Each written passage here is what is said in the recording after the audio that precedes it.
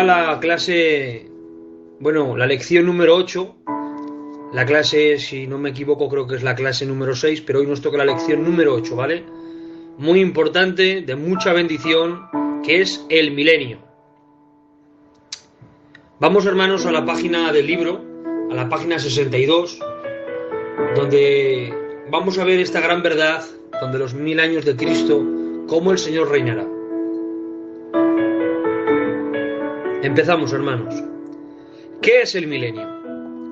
Milenio es una palabra que procede del latín mille, que significa 1000, y annus significa año. Y mille annus es 1000 años. De ahí viene el proverbio, ahí viene la palabra del milenio en latín, ¿vale? Significa un periodo de tiempo de 1000 años, y su sentido teológico está basado en Apocalipsis 20, 2 al 7. Lo vamos a leer, hermanos, para poder entender el contexto de todo lo que vamos a estudiar, ¿vale? La Biblia dice en Apocalipsis 20, versículo 2 hacia adelante: y prendió al dragón, la serpiente antigua, que es el diablo y Satanás, y lo ató por 1000 años. Y lo arrojó al abismo y lo encerró y puso su sello sobre él, para que no engañese más a las naciones hasta que fuese cumplidos 1000 años. Y después de esto debe ser desatado por un poco de tiempo. Y vi tronos, y se sentaron sobre ellos los que recibieron facultad de juzgar. Y vi las almas de los decapitados por causa del testimonio de Jesús y por la palabra de Dios, los que no habían adorado a la bestia ni a su imagen, y que no recibieron la marca en su frente ni en sus manos. Y vivieron y reinaron con Cristo 1000 años. Pero los otros muertos no volvieron a vivir hasta que se cumplieron 1000 años. Esta es la primera resurrección. Bienaventurado y santo el que tiene parte en la primera resurrección. La segunda muerte no tiene potestad sobre ellos, sino que serán sacerdotes de Dios y de Cristo y reinarán con él 1000 años. Cuando los 1000 años se cumplan, Satanás será suelto de su prisión. De esto, hermanos, vamos a estudiar acerca de estos 1000 años. Ya sabéis, como estudiamos la clase anterior, estudiamos acerca de la segunda venida, la batalla del Armagedón. Hablemos de los 75 días antes del milenio, donde el Señor hará el juicio de las naciones, el juicio de Israel, la conversión de Israel, porque creerán de nuevo en el Señor. Jesús se sentará en su trono y juzgará, e Israel será levantada como una potencia mundial, como la nación que va a dirigir al mundo. Y justamente es cuando se inicia los 1000 años, ¿vale? Dentro, hermanos, del milenio hay bastantes teorías, obviamente, como en todas las doctrinas y en todos los pensares bíblicos, pues siempre, hermanos, hay escuelas, hay diferentes ramas, y todas son respetables, pero nosotros, hermanos, queremos defender la que creemos, respetar las demás, pero respetar la que creemos y defenderla con la palabra. Dentro del milenio, hermanos, hay bastantes teorías, como he dicho. Está el amilenarismo. Las principales características de esta escuela de pensamiento son: 1. No hay un periodo literal de 1000 años de paz en la perspectiva del futuro en el cual Cristo ha de reinar en la tierra. 2. Los lugares bíblicos que hablan de un reino terrenal deben aplicarse a la Iglesia y a las bendiciones que el Evangelio comporta a cuantos reciben al Señor Jesucristo durante el lapso del tiempo que transcurre desde el día de Pentecostés hasta el final de los tiempos. 3. Satanás fue atado desde el momento en que nuestro Salvador triunfó sobre él en la cruz, puesto que allí perdió el diablo sus adquiridos derechos sobre la humanidad caída.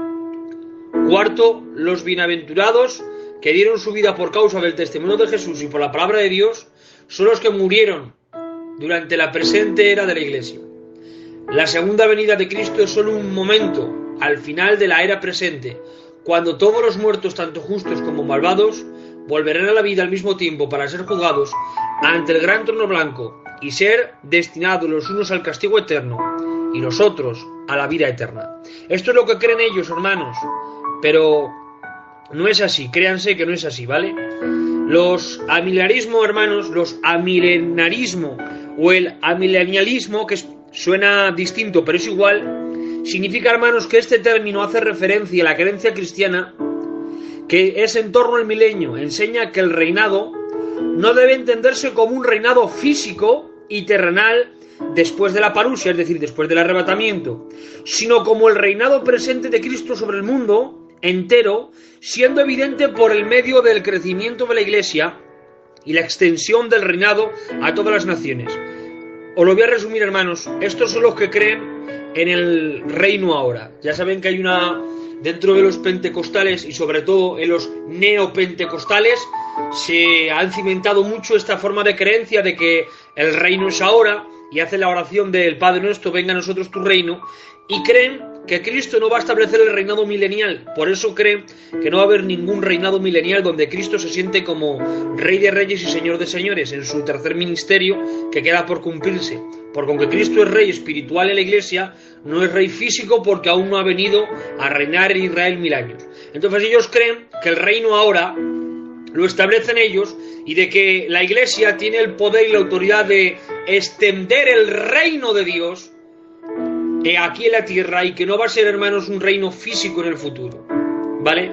Pero eso no es así, hermanos. La palabra del Señor enseña que aunque ahora hay un reino espiritual que se puede extender en gloria y crecer en naciones y propagarse el Evangelio, como en muchas naciones lo ha hecho y como en nuestra nación España lo ha hecho, eso no significa que eso sea el reino físico de que Cristo reinará. Eso es el reino espiritual, el avance de la Iglesia, el avance del Evangelio. Luego también está otra postura teológica que es el postmileniarismo. Lo voy a resumir para no prolongarme mucho aquí. Los hermanos postmileniarismo, los que creen en esto, son personas que creen que la segunda venida vendrá después del milenio. Que la segunda venida, es decir, la guerra del Armagedón, para ubicaros, creen que vendrá después. Por eso ellos se denominan postmileniarismo, es decir, después del milenio. Que la segunda venida es después del milenio. Y luego estamos nosotros, que somos los que creemos en el premileniarismo. El premileniarismo, leemos en el libro, en general admite el milenio como un periodo literal de 1000 años, durante los cuales el Señor Jesucristo y sus santos con él reinarán sobre toda la tierra en completa paz y prosperidad. Aun cuando muchos corazones no serán regenerados interiormente, los cuales explica que al final del milenio, cuando Satanás sea desatado por un poco de tiempo y salga del pozo que se hallaba atado, una ingente muchedumbre será seducida por el diablo para reunirse desde los 4 vientos y ponerse en pie de guerra contra los santos y la ciudad amada. Apocalipsis 29. Para este tiempo habrá tenido efecto en varios desarrollos la primera resurrección, es decir, la de los justos, el juicio de los malvados, tras la segunda resurrección para condenación. Se llevará al cabo después del milenio. Apocalipsis 20:11. Coincidiendo todos en lo esencial, hay 4 grupos distintos de premileniaristas de acuerdo con la posición que toman acerca del tiempo en que se efectuará el arrebatamiento de la Iglesia, según este aspecto se divide en los pretribulacionistas, que sostienen que la Iglesia será arrebatada antes de que comience la gran tribulación. Esta es la posición mantenida por la gran mayoría de los premileniaristas y la que mejor se compagina por los pasajes tanto de la profecía en general como del Apocalipsis en particular. Esto, hermanos, somos nosotros. Nosotros somos pretribulacionistas y premileniaristas, ¿vale? Para ubicaros y para que se os quede bien. Somos pretribulacionistas, antes de la tribulación la Iglesia es arrebatada, y somos premileniaristas, que antes del milenio vendrá el Señor en su segunda venida, ¿vale? Quedaros con ese concepto, que es el que nosotros defendemos, y luego vosotros estudiarlo, encimentarlo y aprenderlo. Segundo, los medio tribulacionistas, los que creen que vamos a pasar mitad tribulación, opinan que la Iglesia será arrebatada a mitad de las 60 semanas de Daniel, es decir, antes de los 3 años y medio durante los cuales será notoria y virulenta la persecución sucedida por el anticristo, pues esta será la propiamente llamada tribulación. Su apoyo bíblico principal es Apocalipsis 7:14, pero este pasaje no refiere a la Iglesia. Ya saben que estudiemos las primeras clases acerca del arrebatamiento, lo que creíamos nosotros, los pretribulacionistas, los medio tribulacionistas y los post-tribulacionistas, que creen que vamos a pasar unos media tribulación y otros creen que vamos a pasar toda la tribulación. Y nosotros decimos que no pasaremos la tribulación, ¿vale? Luego está el arrebatamiento parcial, tercero. Es la posición que sostiene que solo serán arrebatados los creyentes que estén esperando el traslado de la Iglesia y que son completamente dignos de ser llevados al cielo por Jesús, se fundamentarán que la tribulación será necesaria para los incrédulos. Para aquellos creyentes, por no ser completamente dignos, se quedarán. Sería una oportunidad para la purificación, salvación de estos últimos, y se apoyan en la mala interpretación de 1 Corintios 15:51. Aquí, hermanos, dicen que toda la Iglesia no será arrebatada, sino que aquellos que son justos y santos, ¿vale? Y esto luego también lo enfocan en el milenio. Los post-tribulacionistas, los que creen que vamos a pasar toda la tribulación, afirman que la Iglesia será arrebatada al final de la gran tribulación. Su pretendida base bíblica parece ser doble. Juan 16:33, en el mundo tendréis aflicción, y Mateo 24:40-41, el uno será tomado, el otro será dejado. La una será tomada, la otra será dejada. Ninguno de los dos lugares después de la gran tribulación. En el primero Jesús habla de aflicción, que tiene un nombre que es tiblipsis, simplemente, mientras que la gran tribulación será un acontecimiento singular, cual no la ha habido desde antes del principio, ni la habrá jamás. Ellos, hermanos, los posttribulacionistas, se agarran a estos dos textos y dicen que en el mundo tendréis aflicción, y esa aflicción creen que es la gran tribulación, pero no tiene nada que ver. Aflicción en este verso de Juan 16:33 se refiere a los perseguidores, a los que les iban a matar, iban a recibir látigos por Cristo, por ser cristianos, y aquí está hablando, hermanos, de juicio. Una cosa es la aflicción de persecución y otra cosa es la aflicción por la tribulación de los 7 años, ¿vale? Hay que hacerse bien diferencia. Y dice, estos que creen, los posttribulacionistas que creen vamos a pasar toda la tribulación, dice, en cuanto al segundo de los pasajes citados, ha de extender dentro del contexto de la segunda venida del Señor, cuando unos serán tomados para ser llevados a juicio y otros serán dejados para testimonio. Entonces vemos, hermanos, que ninguna de estas tres que acabamos de hablar últimas van acordes con lo que nosotros creemos en la palabra del Señor, ¿vale? Quedando claro esto, que hay 4 tipos dentro del milenio, 4 escuelas diferentes, pero que nosotros somos los que creemos que la segunda venida es antes del milenio y que luego vendrá el milenio. Vamos ya, hermanos, a entrar de lleno en el milenio. Vamos, hermanos, a la página 64, donde pone el milenio y los pactos con Israel. En la era milenaria se verá el completo cumplimiento de todos los pactos que Dios ha hecho con Israel. Es suficiente demostrar aquí con las Escrituras que el reino en la tierra se considera como el cumplimiento completo de estos pactos y que la era milenaria será instituida por necesidad para poder cumplir esos pactos. Quiero hablar, hermanos, un poquito de cada pacto para entender qué es lo que se cumplirá en el milenio y cuánta grandeza recibirá los que estén en el milenio, ¿vale? Cuánta grandeza se manifestará en el milenio. A. El pacto de Dios con Abraham. Las promesas de este pacto con respecto a la tierra de la descendencia se cumplirán en la era milenaria. Jeremías 33, 27, 28, Ezequiel 34, 30 al 31, Miqueas 7, 20, habla acerca de la perpetuidad. Vamos a hablar, hermanos, acerca del pacto abrámico. Génesis 12, 1 al 3 dice: Pero Jehová ha dicho a Abraham, vete de tu tierra y de tu parentela y de la casa de tu padre, a la tierra que te mostraré, y haré de ti una nación grande, y te bendeciré, y engrandeceré tu nombre y serás bendición. Bendecirás a los que te bendijeren, y a los que te maldijeren maldeciré, y serán benditas en ti todas las naciones de la tierra. Dentro del pacto hay 3 promesas que recibe Abraham. La promesa de una tierra. La promesa de Dios es dar un lugar, es decir, una tierra, donde más adelante esta promesa será ratificada. A tu descendencia daré esta tierra. Esta misma promesa a sus descendientes, a Isaac y a Jacob. Es decir, la primera promesa es que le promete una nación como tierra. Segundo, la promesa de bendición nacional. Abraham y su simiente disfrutarán de una bendición divina. El cumplimiento de esta promesa se daría por medio de Isaac, Génesis 17, 19 y al 21.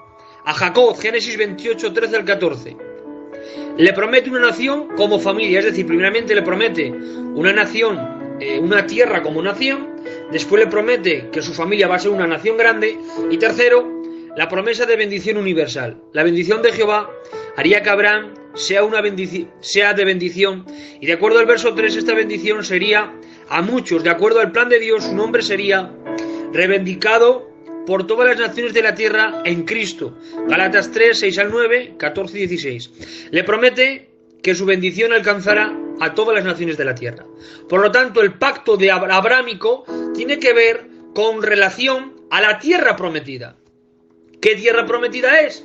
La tierra que un día sus padres heredarían, es que estarían en esa tierra sería Jerusalén, la tierra prometida, la física, ¿vale? No la celestial, sino la física. Y vamos a ver más adelante ahora, en el siguiente pacto, vamos a ver acerca de su reinado, el pacto davídico, que es el pacto que Dios le hizo a David. Las promesas del pacto davídico con respecto al rey, al trono, a la casa real, las cumplirá el Mesías en la era milenaria. Eso es respaldado en Isaías 11, 1 al 2, Jeremías 33, 20 al 26, y Oseas 3, 5. Os cito los versos para que vosotros en vuestras casas los podáis estudiar y meditar. El hecho de que Israel tendrá un reino sobre el cual el hijo de David reinará como rey está basado en este pacto davídico.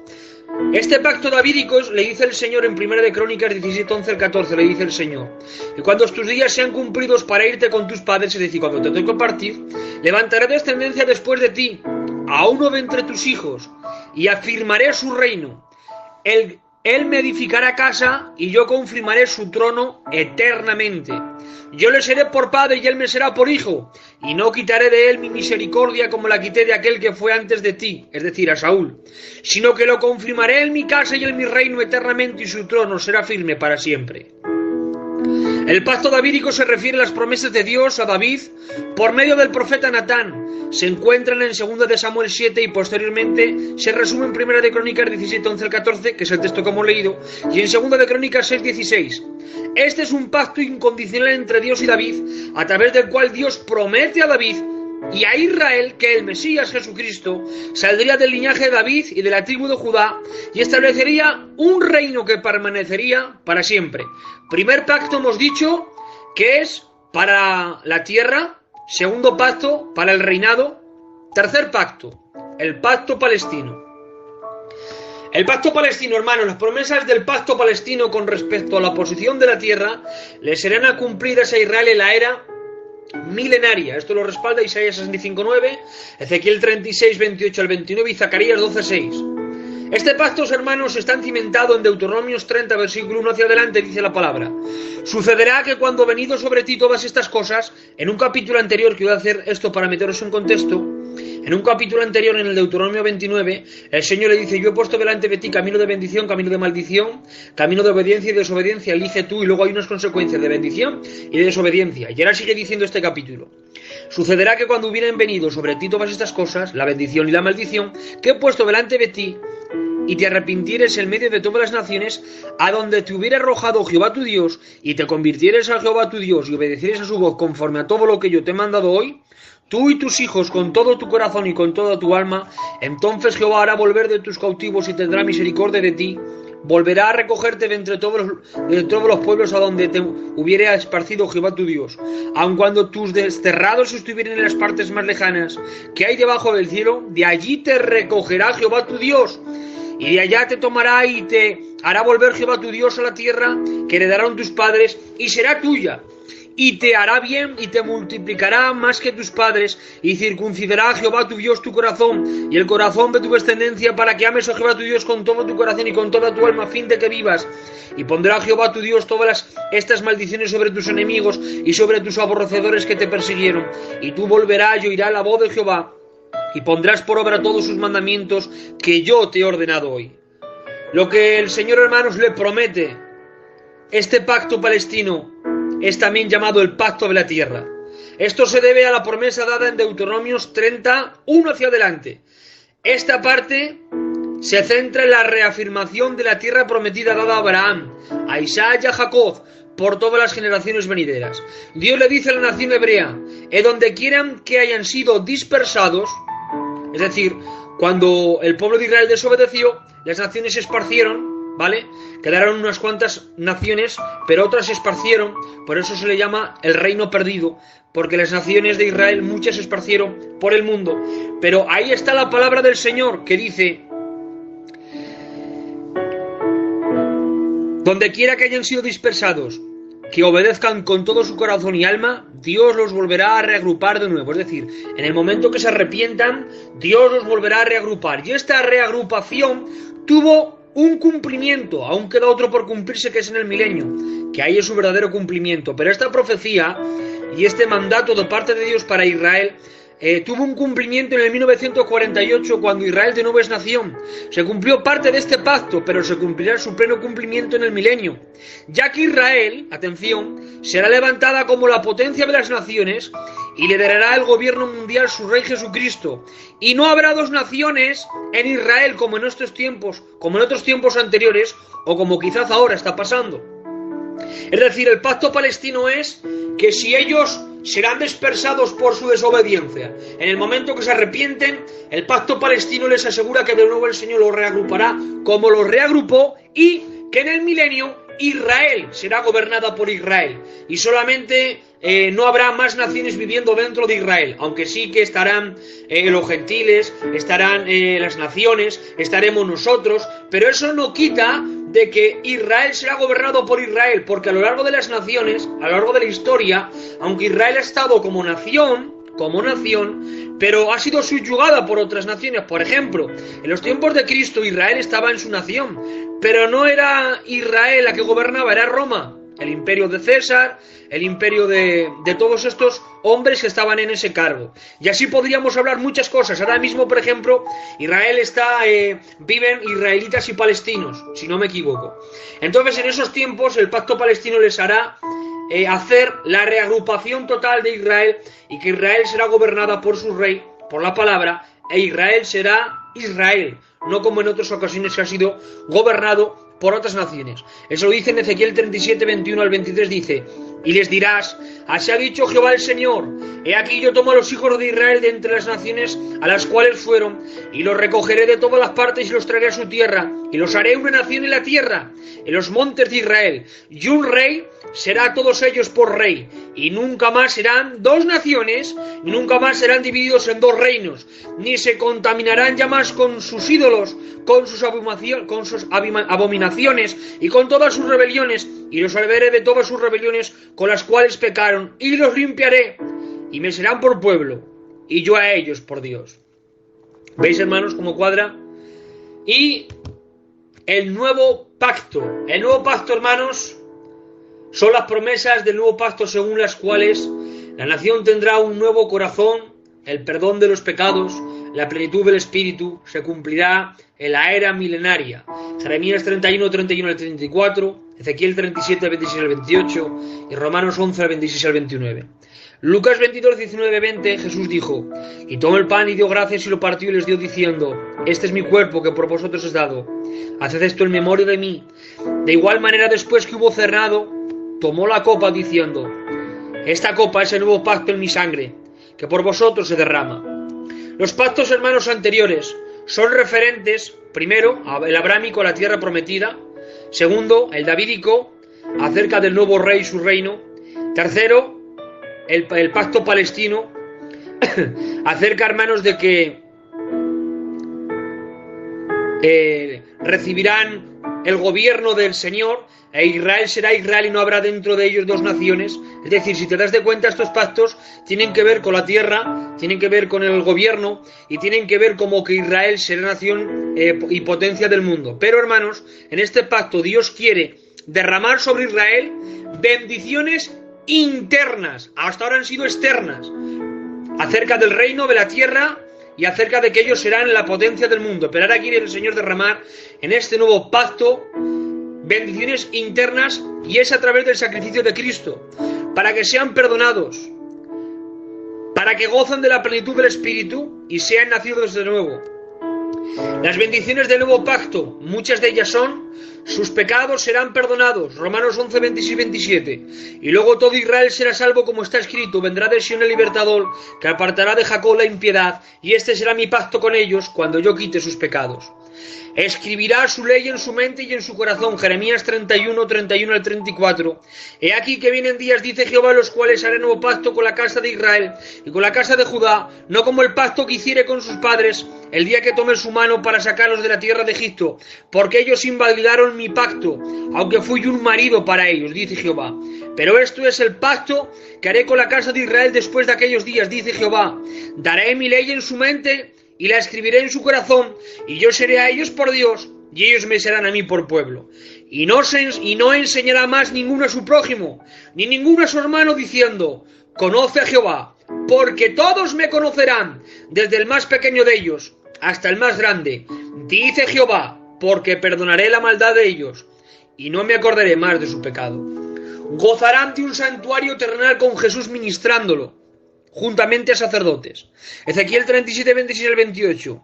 Y haré con ellos pacto de paz, pacto perpetuo serán con ellos, y los estableceré y los multiplicaré, y pondré mi santuario entre ellos para siempre.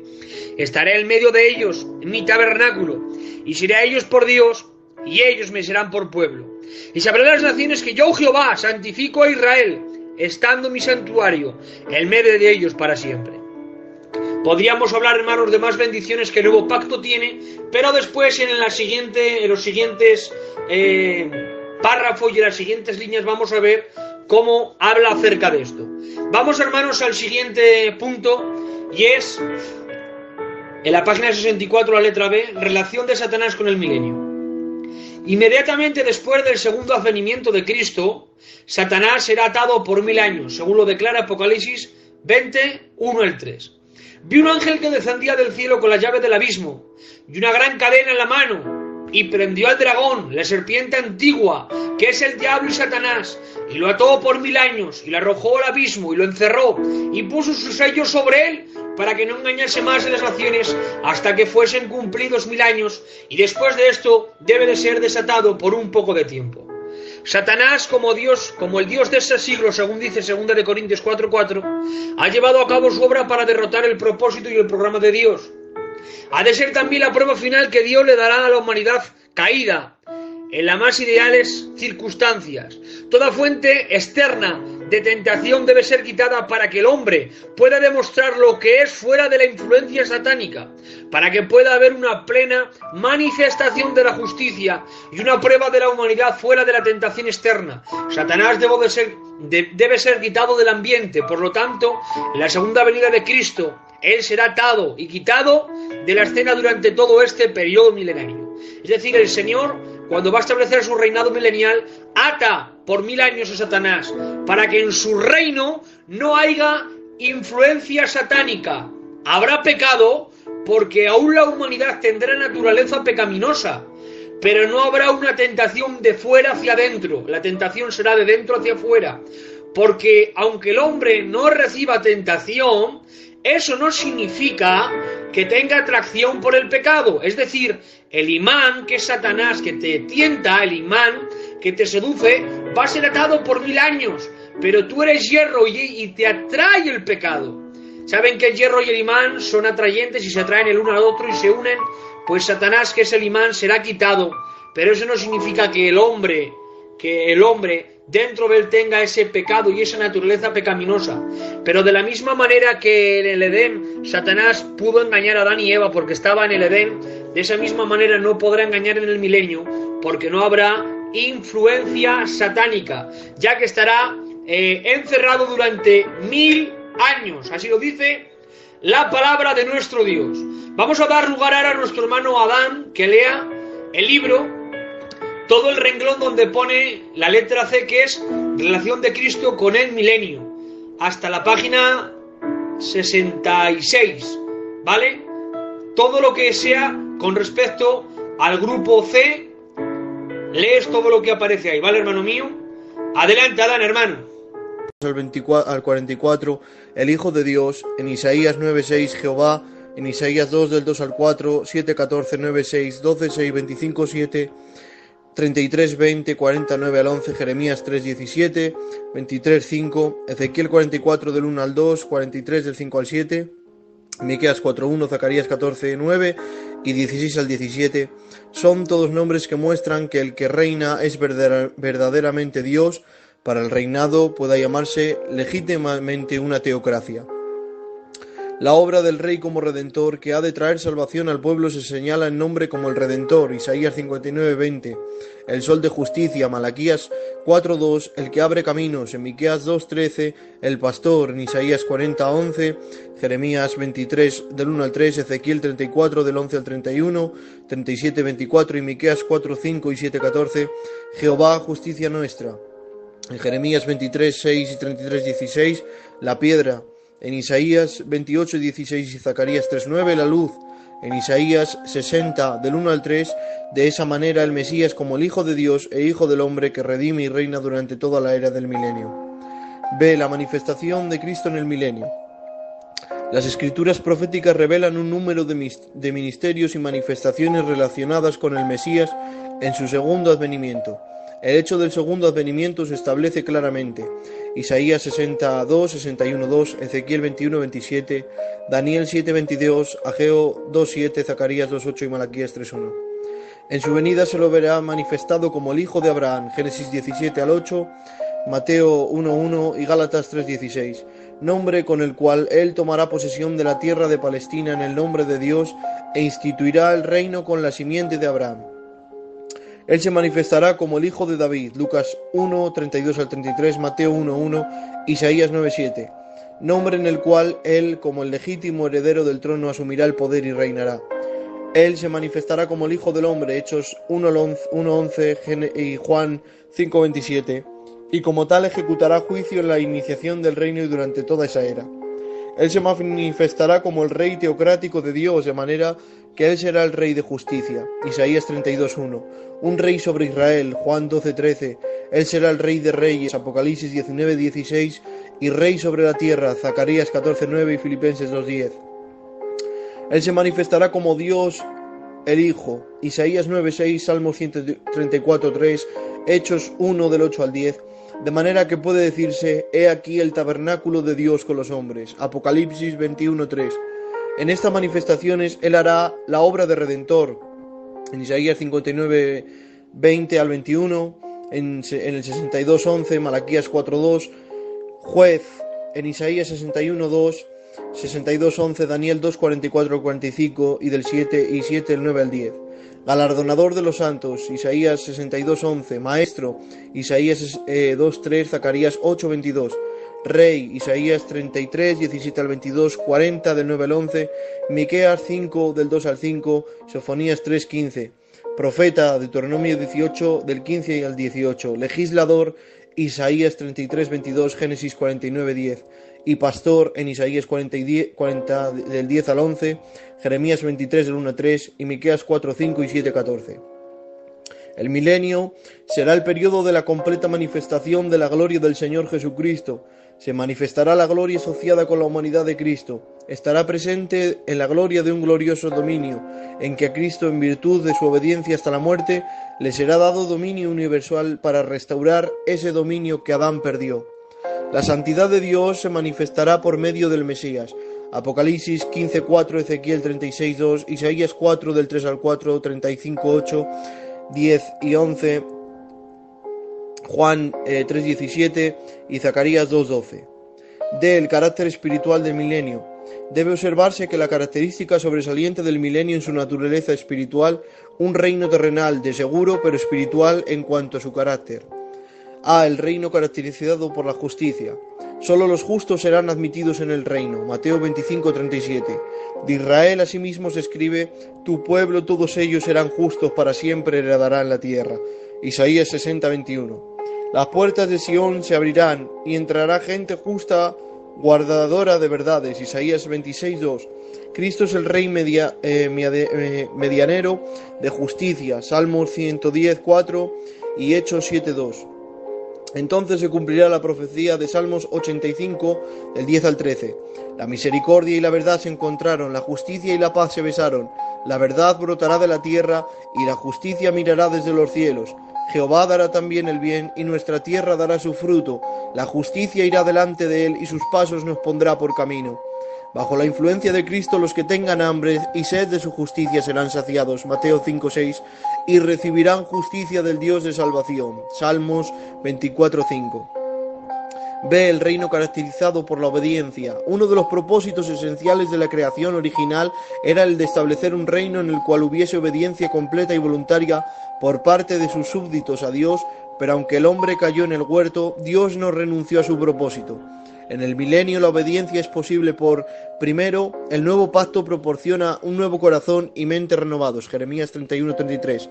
Segundo, el Espíritu Santo será derramado sobre toda carne, Jeremías 31 del 33 al 34 y Ezequiel 36 del 25 al 31.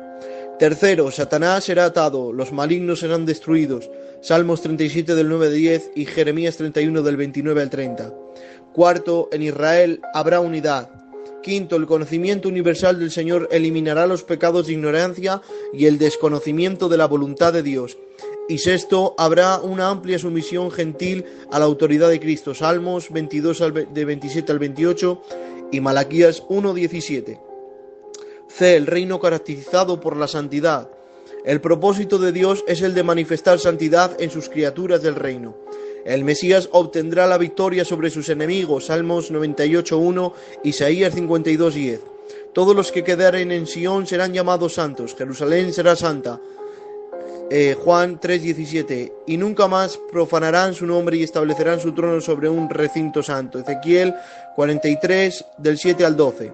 Cristo reinará sobre las naciones sobre el trono de su santidad, Salmos 47, del 7 al 9. D. El reino caracterizado por la verdad. Es causa de juicio que los hombres cambiaron la verdad por la mentira. Romanos 1:25. Recordemos que Jesús es la verdad. Juan 14:6. Y traerá a la verdad. Isaías 42:3, Jeremías 33:6 y Zacarías 8:8. La misericordia y la verdad se encontraron y brotarán de la tierra. Salmos 85 del 10 al 11. Jerusalén será llamada ciudad de verdad. Zacarías 8:3. El reino caracterizado por la plenitud del Espíritu Santo. Según Juan 2, 28, 29, y después de esto derramaré mi espíritu sobre toda carne y profetizarán vuestros hijos y vuestras hijas, vuestros ancianos soñarán sueños y vuestros jóvenes verán visiones, y también sobre los siervos y sobre las siervas derramaré mi espíritu en aquellos días. La obra del Espíritu Santo en los creyentes será más abundante y tendrá mayor manifestación en el milenio que en cualquier otra de las eras bíblicas anteriores. Todos los creyentes serán morada del Espíritu Santo, Ezequiel 36, 27, 37, 14 y Jeremías 31, 33. La plenitud del Espíritu Santo será común en el milenio y se manifestará en adoración y alabanza al Señor y en obediencia voluntaria a Él, así como en poder espiritual y en transformación interior. Isaías 32, 15, 44, 3, Ezequiel 39, 29 y Juan 2 del 28 al 29. Amén. Que Dios te bendiga, Dan. Bueno, pues vemos, hermanos, en estas dos secciones, primeramente hablando acerca de la relación de Cristo con el milenio, vemos cómo se manifiestan títulos y atributos que Él va a recibir, bueno, que ya tiene, pero se manifestará en el milenio, ¿vale? Sobre todo las cosas, hemos visto primeramente en la primera sección, que Él hará obra de redentor, de juez, de galardonador de los santos, de maestro, de rey, profeta, legislador, pastor, en fin. Habrá un gobierno extraordinario y un gobernador que exceda todo conocimiento. Pero sobre todo, ahí se manifestará su ministerio como Rey de Reyes y Señor de Señores. El Señor ha cumplido dos ministerios de los tres que Él tiene como cuando Él se hizo hombre. El primer ministerio que cumplió fue como el profeta de Dios, porque Él profetizó del Padre para conocerlos al Señor. El segundo es como sacerdote cuando muere y se presenta con su sangre cuando se presenta delante del Padre. Como se presenta con su propia sangre como sacerdote en un tabernáculo no de mano de hombres, dice la palabra, sino que se presentó como sacerdote para abogar por nosotros. Y falta por cumplirse este tercer ministerio glorioso, que entonces se manifestará su ministerio, Rey de Reyes y Señor de Señores. Ahora mismo Cristo es Rey, es el Rey en la Iglesia, el Rey en lo espiritual. En su Iglesia es el Rey, es el Señor absoluto. Pero en el mundo tiene que manifestarse su ministerio, Rey de Reyes y Señor de Señores, su gobierno teocrático, o se puede decir también cristocrático, porque Cristo será el que se sentará en el reino y él es el que gobernará. Y luego acerca de el carácter de la espiritualidad del milenio, vemos, hermanos, que no va a ser un gobierno normal. ¿Por qué motivo? Porque va a ser caracterizado por su justicia, por la obediencia, porque podremos obedecer ya, sobre todo los que estén en esa generación, porque nosotros lo vamos a ver después, no quiero anticiparme ni comer espacios, pero nosotros ya tendremos un cuerpo glorificado. Pero los que vivan en esa época, los de esa generación, podrán obedecer al Señor, porque el Señor va a derramar va a proporcionar un nuevo corazón y una mente nueva, va a proporcionar que el Espíritu Santo sea derramado sobre ellos, que sean plenitud del Espíritu Santo, que sean templos del Espíritu. Satanás va a estar encerrado, en Israel habrá una unidad perfecta, el conocimiento del Señor eliminará los pecados de ignorancia, es decir, tendrán un conocimiento pleno y habrá una autoridad que es Cristo. También está caracterizado por su santidad, por su verdad y por la plenitud del Espíritu Santo. Es decir, habrá un reino, hermanos, cual no lo ha habido ni lo habrá. Ni en los tiempos de Salomón ha habido un reino con tanta gloria como el que va a haber en Cristo. Cuando el Señor se siente, hermanos, y se ponga su corona de realeza, ¡oh Dios! Shabbat Yagoba Naye, es que me lo imagino, hermanos, sentado en su trono, lleno de humildad, pero a la vez lleno de autoridad, rigiendo el mundo por su palabra y aceptando todo aquel que recibió su fe, amándolo y estableciéndolo, y declarando un gobierno, hermano, santo, justo, un gobierno equitativo. Va a dar a cada uno su lugar, va a haber santidad, fidelidad, justicia, verdad. Oh, hermanos, qué rey, oh, qué rey, qué rey nuestro Señor Jesús. Vamos al siguiente, hermanos, punto que pone bendiciones existentes en el milenio. Primero, paz, la unificación de los reinos del mundo sometidos a Cristo. Isaías 2, 4 al 9 al 7, ya que habrá una paz en esos 1000 años, habrá una paz mundial, porque quien va a dirigir todas las cosas va a ser Cristo. Y todas las naciones que entren al milenio son las que aceptaron la fe de Cristo, es decir, serán todos creyentes y aceptarán ese gobierno mundial lleno de paz, ya que Cristo regirá. Segundo, gozo, plenitud de gozo, Isaías 9 al 3, 12, 2 al 6. Habrá un gozo, hermanos, extraordinario, como he dicho anteriormente. No habrá pecado en ellos, ya no llorarán por el pecado, sino que tendrán un gozo impresionante, hermanos. Vivirán un cielo aquí en la tierra. Tercero, santidad. La tierra será santa, la ciudad será sana, el templo será santo, y los súbditos serán santos para el Señor. Isaías 4, 3, 4. 35, 8 al 9 y Zacarías 8, 3. Allá habrá, hermanos, habrá una santidad extraordinaria. Aunque sí tendrán naturaleza pecaminosa y podrán pecar, aunque no reciban tentaciones, como os he dicho, podrán pecar, pero habrá, hermanos, un nivel de santidad impresionante, ya que el mundo será dirigido por Cristo y por su palabra. Cuarto, gloria. El reino será un reino glorioso en el cual la gloria de Dios tendrá plena manifestación. Isaías 4, 2, 45 y 61, 2 y 9. La gloria del Señor se manifestará de tal manera, hermanos, que todo el mundo entenderán y comprenderán que el que está sentado es el Señor, porque cuando Él se sentó, todo se manifestó en gloria. Quinto, consuelo. El Rey ministrará personalmente en cada necesidad, de manera que habrá una plenitud de consuelo en aquel día. Isaías 12, el 1 al 2, 41 al 2, 61, 3 al 7, 66, 13, 14. Tendrán acceso, hermanos, a este Rey, para que el Señor les consuele, para que el Señor les hable, les enseñe, les restaure. Sexto, justicia. Habrá una administración perfecta de justicia para todo individuo. Isaías 9:7, 42, 1 al 4 y Jeremías 23:5. La justicia que el Señor plantará en ese gobierno, hermanos, será una justicia perfecta, no será corrupta, no tendrá doble intención, no tendrá oscuridad, todo será limpio, pleno, fiel, verdadero. Escrito está la palabra: bienaventurados los que tienen hambre y sed de justicia, porque ellos serán saciados. Los que quieran sed de justicia en el milenio, va a haber mucha justicia, y ya que el que gobierna el milenio es justo. Séptimo, pleno conocimiento. El ministerio del Rey ofrecerá a los súbditos de su reino el pleno conocimiento. Sin duda habrá un ministerio de enseñanza del Espíritu Santo que no habrá ninguna comparación con las épocas pasadas. Isaías 11, 1, 54, 13 y Habacuc 2, 14.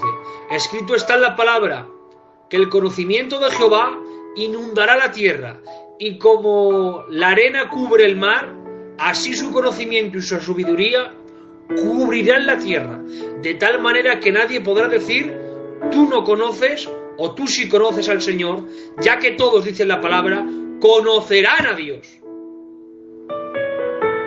Porque habrá un pleno conocimiento de la sabiduría de Cristo, ya que Él se encargará de establecerla mediante el Espíritu Santo, que también les enseñará de una manera impresionante. Octavo, extinción de la enfermedad. El ministerio del Rey como sanador será efectivo durante toda la era, de manera que la enfermedad y aún la muerte serán quitadas. Isaías 33, 24, Jeremías 37 y Ezequiel 24, 16, excepto como una medida penal al tratar el pecado evidente, Isaías 65, 20. Se suele decir, hermanos, que de nuevo los hombres reiniciarán su edad en épocas de Génesis, porque dice la Biblia que en esos entonces habrá hombres que vivirán como las edades de los árboles, y hay árboles, hermanos, que pueden vivir 500, 600, 700 años. Y de igual manera, hermanos, como en los tiempos de los Génesis, en tiempos de Adán, en tiempos de Lamec, en tiempos de Caín, en tiempos de Seth, que vivían 600, 800, 900 años, entonces podrán vivir también esa época. ¿Por qué digo esto? Porque, hermanos, la tierra será regenerada. No habrá una influencia satánica de pecado. El gobernador va a gobernar con justa piedad y con una santidad extraordinaria. Quitará muchas cosas el Señor que ahora mismo hay establecidas en cuanto a lo político, en cuanto a la forma de pensar, en cuanto al administrar el alimento, administrar la economía. Habrá mucha más limpieza en todos los aspectos de la vida y en todas las áreas. Por lo tanto, la vida del hombre, el oxígeno, el alimento, el vivir, la vivencia, tendrá mucha más pureza y mucha más esencia. Por eso se dice que en el milenio durarán los hombres como en tiempos pasados. Vamos al siguiente renglón, duración del milenio. Se enseña en la Escritura que el reino sobre el cual Cristo ha de reinar entre la primera y la segunda resurrección es de 1000 años de duración, según lo certifica Apocalipsis 21 al 6. Este pasaje se declara 6 veces que el reino milenario de Cristo continuará durante 1000 años. Podríamos decir más, pero hermanos, vamos al siguiente renglón porque esto lo tenemos claro, ¿vale?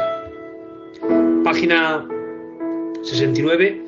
Ya sabéis que el reino de Cristo durará 1000 años aquí en la tierra, ¿vale? Como Rey de Reyes, el milenio durará 1000 años aquí en la tierra. F. El gobierno y los gobernados en el milenio.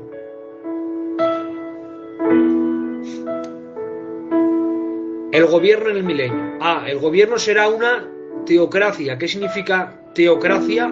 Teo significa Dios y cracia significa gobierno, por lo tanto significa gobierno de Dios. La teocracia es la forma de gobierno en el que preside Dios y la que gobierna como rey. Desde la creación Dios fue el que puso sus leyes en Adán, pero el hombre por su desobediencia renunció al dominio que Dios ejercía a través de él sobre la tierra. Dios decidió restituir este dominio en la persona de Jesús, el postrer Adán. B. El Mesías es el rey del milenio.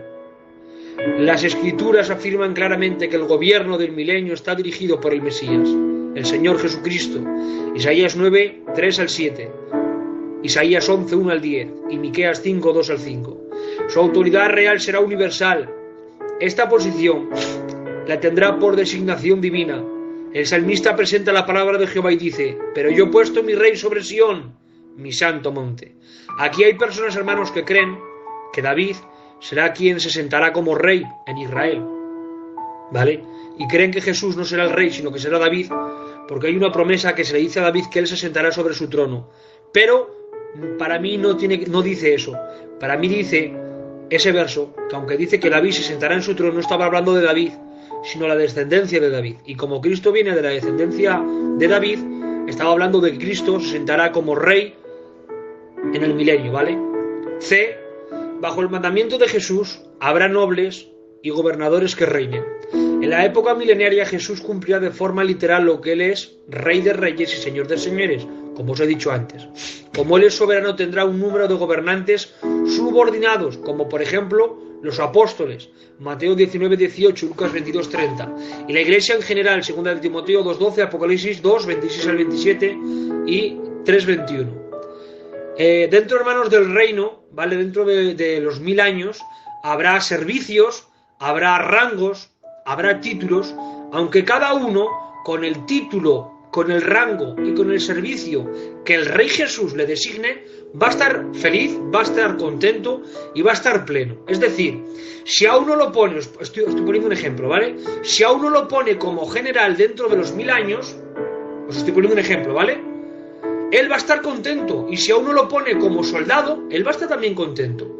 Cada uno en su rango, en su título y en su servicio a Dios. No sé de qué manera serviremos al Señor, ni sé cómo bíblicamente recibiremos esos rangos o esos títulos, pero claro está, hermanos, que va a haber gente que incluso se siente, y eso lo dice la palabra del Señor en los apóstoles, que Él le dará tronos para que hagan juicio a las demás personas. No sé cómo será el juicio, porque el juicio de las naciones y el juicio de Israel lo hace Cristo, pero sí me atrevo a decir que será un juicio instructivo, en cuanto que les instruirá en la palabra, les enseñará la palabra, les exhortará con la palabra, siempre dirigidos por la palabra mediante el Espíritu Santo, en el gobierno perfecto de Cristo, en esos 1000 años, ¿vale?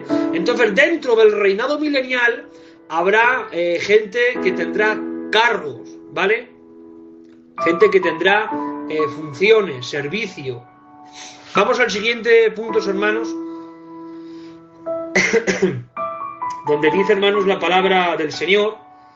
Ahora vamos a ver, hablando acerca de la adoración en el milenio, ¿vale? Y el templo en el milenio.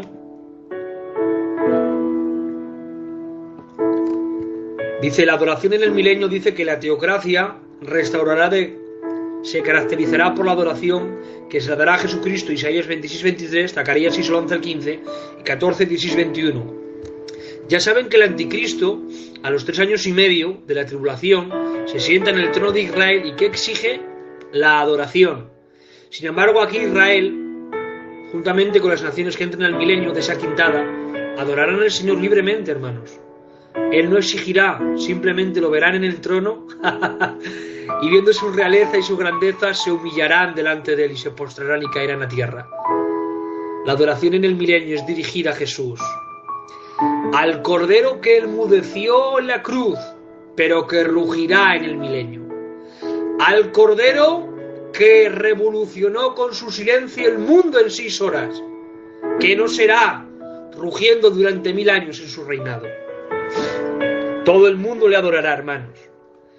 El templo en el milenio. Una gran parte de la profecía de Ezequiel 40 al 46 está dedicada al templo, su estructura, su sacerdocio, sus ritos y su ministerio. El templo, que fue levantado por generación de Zorobabel, no corresponde en ninguna manera con la magnificencia instruida, con la magnífica estructura que Ezequiel vio en su visión. Ya sabéis que el templo de Zorobabel era la deportación cuando en Babilonia, en los tiempos de Nabucodonosor, en los tiempos de Darío el persa y todos estos reyes, imperios.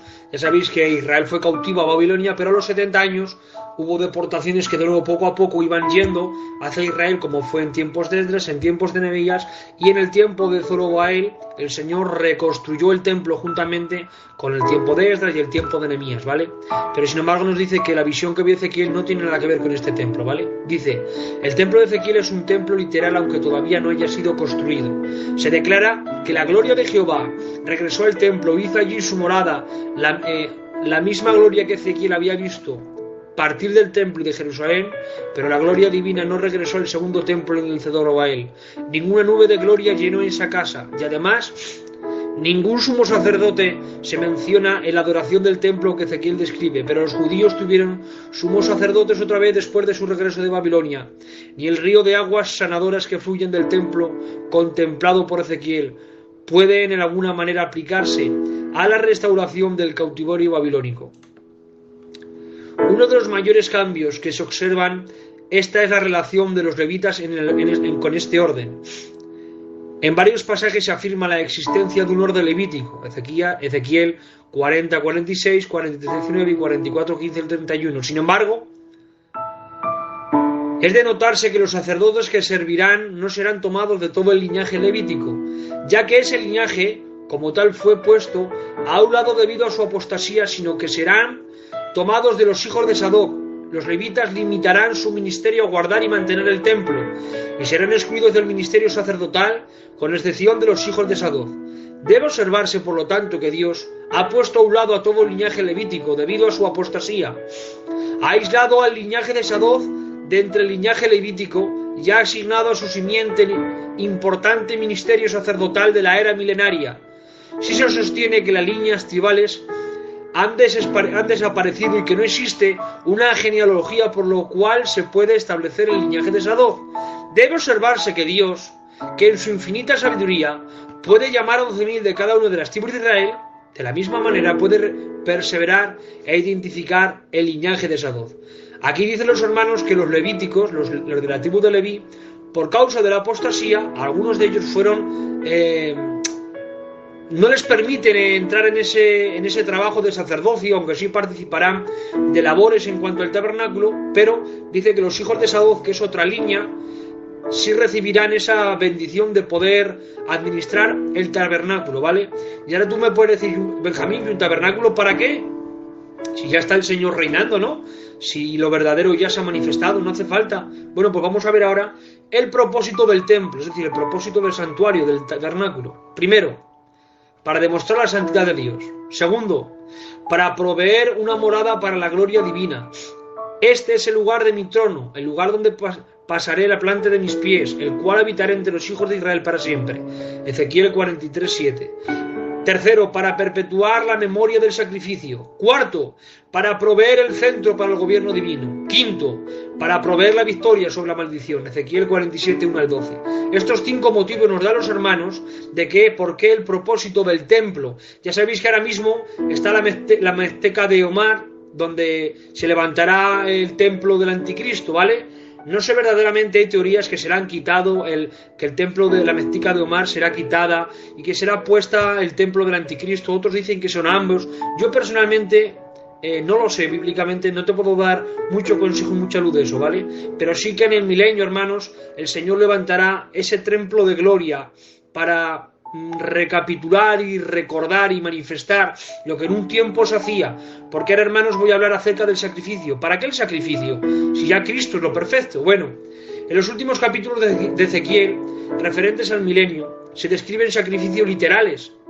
Es un error enseñar que los sacrificios podían quitar el pecado, según lo describe Hebreos 10:4-11.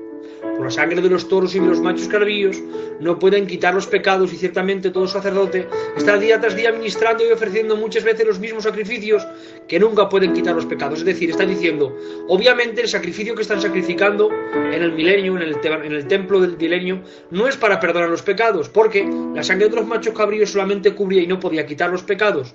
Por eso dice, no podemos creer que en el milenio los sacrificios tengan ninguna eficacia para el perdón de pecados y de salvación, por cuanto en el Antiguo Testamento fueron incapaces de solucionar el problema del pecado.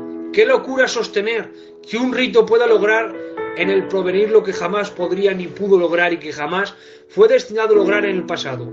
Aun cuando los sacrificios que traía Israel tenían un significado de perspectiva apuntando hacia Jesús, su sacrificio perfecto en la cruz, durante ese tiempo presente, la era de la Iglesia, el pueblo de Dios, rinde culto de la misma manera establecida para la mesa del Señor, que es el pan y el vino, que son su conmemoración o recuerdo de su amor. Este culto es un acto de significado pasado, mirando la cruz, es decir, anunciamos su muerte. Esto será hasta que Él venga. Es decir, ¿por qué sacrifican? No para perdonar pecados, porque nuestros pecados ya están perdonados. Juan el Bautista dijo en la confesión, he aquí el Cordero de Dios que quita, que borra, que elimina, que destruye el pecado del mundo. Por lo tanto, aquí los sacrificios que se hagan, hermanos, porque se van a hacer sacrificios, los sacrificios que se hagan no van a ser, hermanos, solamente para perdonar pecados, porque no lo van a ser. Van a ser para adorar al Señor, para poner en conmemoración el sacrificio de Cristo. Ya sabéis que todos los sacrificios en el Antiguo Testamento apuntaban a lo verdadero. ¿Quién es lo verdadero? Jesús. Ya lo dijo Él, yo soy el camino, la verdad y la vida. Él es el verdadero sacrificio, Él es el verdadero Cordero. Y todos los tipos del Antiguo Testamento, el altar de bronce, la fuente de bronce, la mesa del pan de la proposición, el candelero de oro, el altar del incienso, el arca de Jehová, el propiciatorio, la sangre y todo lo que tú quieras agregar, todo apunta a Cristo. Por lo tanto, todos los sacrificios que se hagan en el milenio serán única y exclusivamente para adorar a Jesús y conmemorar, recordar y exaltar su muerte, sacrificio y resurrección. Vamos al siguiente punto, hermanos, que pone relación entre los santos vivos y los santos resucitados en el milenio. Quiero que presten atención aquí, hermanos, y os lo voy a explicar yo, ¿vale? Os lo voy a explicar yo sin leer para enseñarlo y que quede plasmado, ¿vale? Y fácil.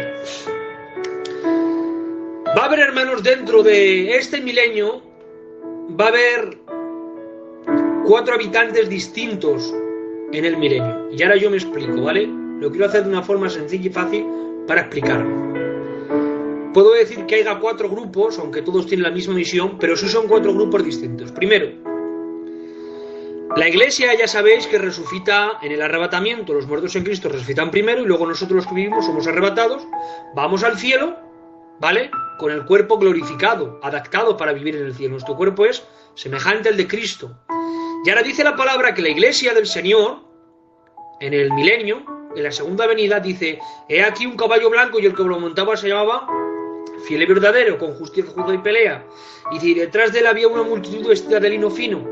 ¿Quién es esa multitud vestida de lino fino? Es la iglesia, porque la iglesia en el tribunal de Cristo se le viste de lino fino, que dice que son las acciones justas de los santos.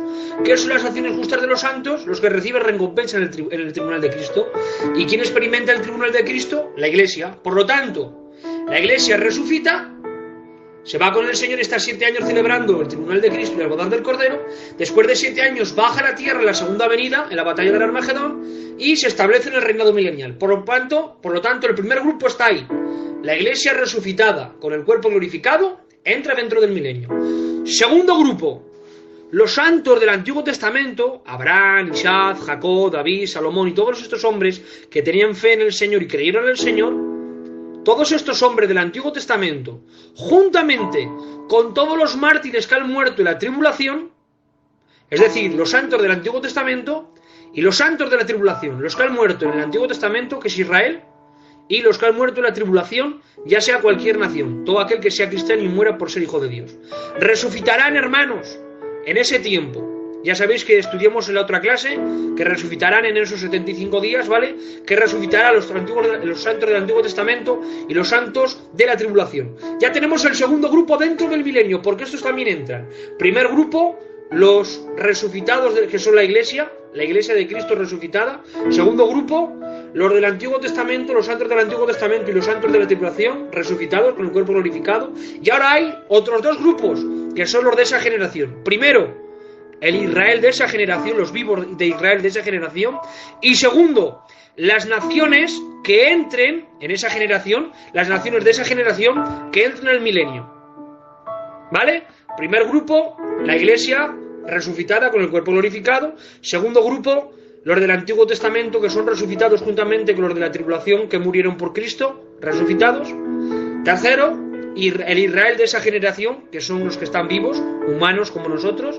Y cuarto, las naciones de la tierra que creyeron el mensaje de los 144.000 sellados y se entregaron al Señor, y como aceptaron el gobierno de Cristo y no el gobierno del anticristo, entraron dentro del milenio. Y conviviremos ahí durante 1000 años. Sé que suena a fantasía y sé que a veces no puedes darte a entender de cómo podremos vivir, ¿no? Los que hemos sido resucitados ya con un cuerpo glorificado, con aquellos que están aún en vida, cómo seremos, cómo viviremos. Es bíblicamente, hermanos, hay que creerlo por la palabra. Esto es así. Hay que creerlo por la palabra. La iglesia viene con el Señor en el milenio. El Señor resucita a los del Antiguo Testamento y a los santos de la tribulación. Y luego en el milenio entran las naciones e Israel. Es así, hermanos. Hay que creerlo así porque la Biblia lo dice. ¿Vale? E incluso dice la palabra que habrá gente de esa generación, de los que entren en el milenio, que incluso cuando entren en el milenio, los hijos puedan incluso no creer aun viendo todo lo que ven, para que vean lo que es la incredulidad del hombre. Porque aunque los de Israel y las naciones de esa generación entren dentro del milenio, no significa que hayan sido salvos, porque de hecho, después que os hablaré ahora un poquito de la batalla de Goz y Magog, Satanás es soltado, convence a las naciones. ¿A qué naciones? Si han entrado dentro del milenio, claro, porque no han sido salvos, hermanos. Han entrado dentro del milenio teocrático, dentro del gobierno del Señor. Pero eso no significa que por su maldad puedan pecar y cuando Satanás sea soltado, sea seducido y ellos aceptar. Y por último, hermanos, pone el objetivo del reinado de 1000 años de Cristo, visto desde el lado del Dios Padre. Será la honra pública terrenal de su Hijo, justamente donde los hombres lo deshonraron a Él, en esa tierra. Ya sabéis que la Biblia dice que a los suyos vino y los suyos no lo recibieron. Sin embargo, donde no lo recibieron, ahora lo recibirán con los brazos abiertos, porque Israel se convertirá y creerán en el Señor. Por eso dice Zacarías, mirarán al que traspasaron y se arrepentirán. B. Será el cumplimiento de las promesas de Dios a su Hijo y de las profecías con respecto a Él, para darle el trono de David su padre. Es decir, el Padre va a cumplir las promesas y las profecías con respecto a todas las que dijo de David, de que iba a haber un rey, que iba a haber un rey que iba a reinar de su casa, un rey que iba a cumplir su pacto eternamente. El Padre, hermanos, está siendo muy honrado por su Hijo y será honrado por su Hijo, y el Padre lo ha exaltado, lo exaltará de una manera extraordinaria, y el Espíritu Santo se encargará también de exaltar al Hijo en los 1000 años de Cristo como Rey de la tierra. Después, hermanos, de que suceden estas cosas, y concluyo con esto, se origina la batalla de Goz y Magoz, porque en la siguiente clase tocaremos el juicio a Satanás, el juicio del gran trono blanco y el lago de fuego. Hablaremos algo acerca de la Nueva Jerusalén. Pero ahora, hermanos, quiero finalizar con esto, la batalla de Goz y Magoz. Apocalipsis 27 al 9. Cuando los 1000 años se cumplan, es decir, cuando el milenio llegue cumplidos sus 1000 años, a los 1000 años Satanás será suelto de su prisión y saldrá a engañar a las naciones que están en los 4 ángulos de la tierra, a Goz y a Magoz, a fin de reunirlos para la batalla, el número de los cuales es como la arena del mar. Y subieron sobre la anchura de la tierra y rodearon el campamento de los santos y la ciudad amada. Y de Dios descendió fuego del cielo y los consumió. Cuando Satanás, de nuevo, hermanos, sea desatado y salga a la tierra, convencerá a alguna nación, de tal manera que dice la Biblia que su ejército será como la arena del mar, o sea, incontable, hermanos, cientos y miles, hermanos. Estamos hablando de las naciones que han entrado dentro del milenio y que han visto la grandeza y la gloria de Dios, para que veáis qué fuerza de tentación tiene Satanás y qué influencia tiene Satanás sobre el hombre. Aunque en el milenio el hombre no haya recibido seducción de Satanás porque está dotado. Sin embargo, cuando es suelto, convence, dice, a Goz y a Magoz. Nadie sabe en verdad quién es Goz y Magoz, pero algunos apuntan a que es Rusia y China, pero nadie lo sabe, hermanos. Nadie lo sabe, ¿vale? Vamos a ver, hermanos, en Ezequiel cómo habla acerca de esta batalla y cómo enumera alguna cosa. Ezequiel 31, del 14 hacia adelante, dice: por tanto, profetiza, hijo de hombre, le dice a Ezequiel, y di a Goz, así ha dicho Jehová el Señor, en aquel tiempo, cuando mi pueblo Israel habite con seguridad, vendrás de tu lugar, de las regiones del norte, tú y muchos pueblos contigo, todos ellos a caballo, gran multitud y poderoso ejército, y subirás contra mi pueblo Israel, como nublado para cubrir la tierra. O sea, impresionante, hermanos, como cuando la niebla, hermanos, cubre la tierra, así de grande ejército vendrá por Israel. Será el cabo de los días, y se traerá sobre mi tierra para que las naciones me conozcan. Cuando sea santificado en ti, oh Goz, delante de tus ojos. Así ha dicho Jehová el Señor. ¿No eres tú aquel de quien hablé yo en tiempos pasados por mis siervos los profetas de Israel, los cuales profetizaron en aquellos tiempos que yo te había de traer sobre ellos? En aquel tiempo, cuando venga Goz contra la tierra de Israel, dijo Jehová el Señor, subirá mi ira y mi enojo, porque ha hablado en mi celo y en el fuego de mi ira, que en aquel tiempo habrá gran temblor sobre la tierra de Israel. En Ezequiel 39, 1 hacia adelante dice: tú pues, hijo de hombre, profetiza contra Goz y di, así ha dicho Jehová el Señor, he aquí yo estoy contra ti, oh Goz, príncipe soberano de Mesec y Tubal. y te quebrantaré y te conduciré y te haré subir de las partes del norte, y te traeré sobre los montes de Israel, y sacaré tu arco de tu mano izquierda, y derribaré tus saetas de tu mano derecha. Sobre los montes de Israel caerás tú y todas tus tropas, y los pueblos que fueron contigo, a aves de rapiña de toda especie, y a las fieras del campo, te he dado por comida. Sobre la faz del campo caerás, porque yo he hablado, dice Jehová el Señor. Atención ahora. Y enviaré fuego sobre Magoz, y sobre los que moran con seguridad en las costas, y sabrán que yo soy Jehová, y haré notorio mi santo nombre en medio de mi pueblo Israel, y nunca más dejaré profanar mi santo nombre. Y sabrán las naciones que yo soy Jehová, el santo en Israel. He aquí viene y se cumplirá, dice Jehová el Señor. Este es el día del cual he hablado. Gloria a Dios. Cuando de nuevo Satanás es soldado y convence a naciones, y se hace con ejércitos y con armas, y va de nuevo con toda su furia, con todo su orgullo, odio y rencor profundo que tiene a Cristo y a su pueblo. Cuando venga en contra de él y crea que va a vencer, dice la palabra, que de Dios saldrá fuego. ¡Aleluya! Saldrá fuego y los consumirá. El Señor no se molesta ni tan siquiera salir a la batalla, porque sin sonar la campana, Satanás ya está vencido. No hace falta ni que se inicie el primer round, ni que dé un golpe mi Señor Jesús en contra de ese cobarde, para saber que lo va a vencer simplemente con fuego que saldrá de él. La Biblia dice que Dios es fuego consumidor.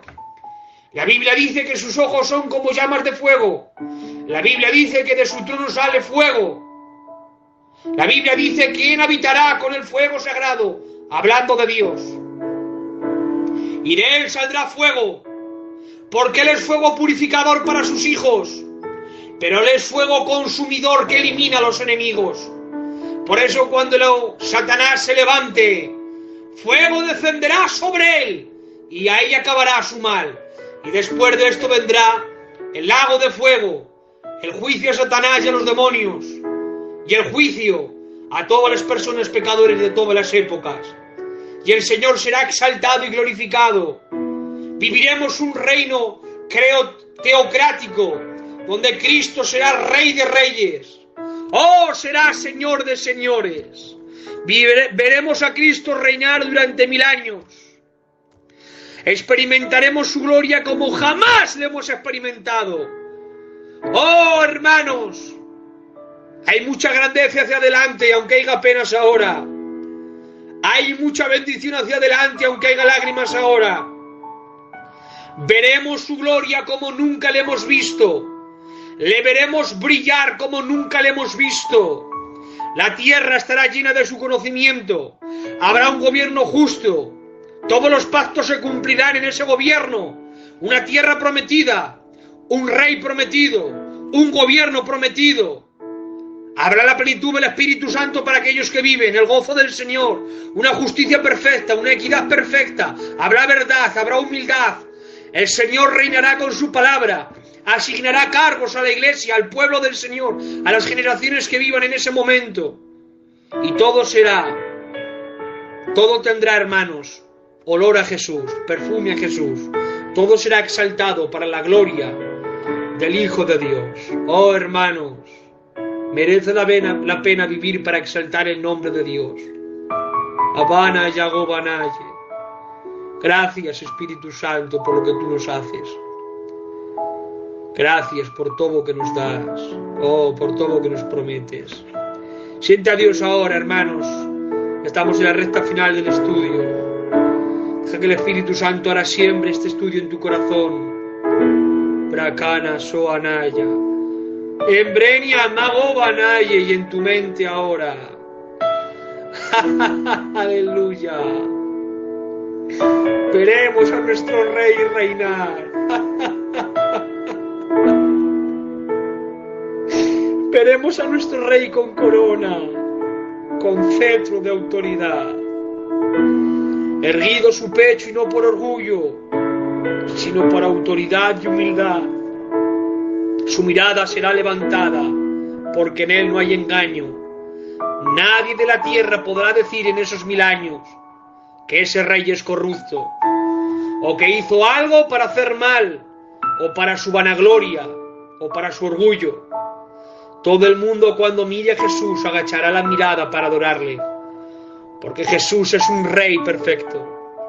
Él es rey de reyes y señor de todos los señores. A Él le damos gloria. Vamos a dar gracias al Señor por este estudio, por todo lo que nos ha enseñado en esta hora. Oh Padre, yo te doy gracias por este estudio. Te doy muchas gracias, amado Señor. Oh, gracias, de verdad.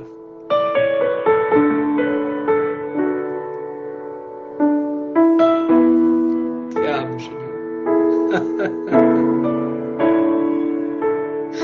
Oh, vaya gabanaya navale grabandanania. Gracias de corazón, Señor, porque veo tu capacitación cada día. Oh, gracias, porque no tienes en poco lo poco que tengo. Porque tú me sorprendes, Señor, porque siento cómo me iluminas, cómo me enseñas, cómo me guías, cómo me hablas. Gracias de corazón, Señor, porque no merezco nada y me das todo. Porque soy pequeño y me haces parecer grande. Gracias porque no has tenido en poco en coger al pequeño de tu casa, al que nadie quería y por quien nadie apostaba.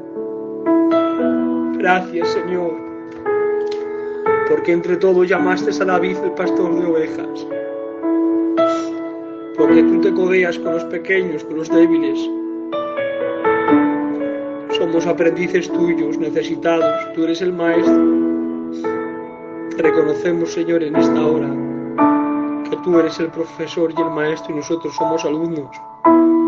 Toma la pizarra, enséñanos, dirígenos, háblanos, corrígenos. Gracias, Padre, en el nombre de Jesús. Amén y amén.